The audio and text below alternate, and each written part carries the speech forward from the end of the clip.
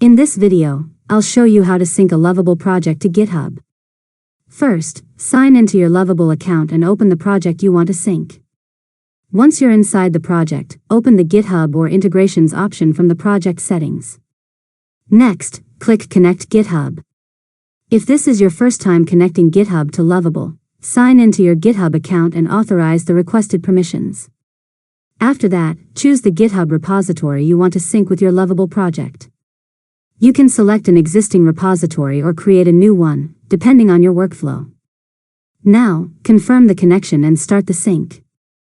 Lovable will push your project files to the selected GitHub repository, making it easy to manage version control and collaborate with your team.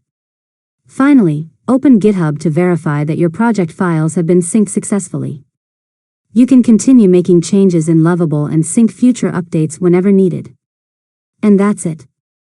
You've successfully learned how to sync a Lovable project to GitHub. If you found this tutorial helpful, make sure to subscribe to Learn Mode Lab for more tutorials.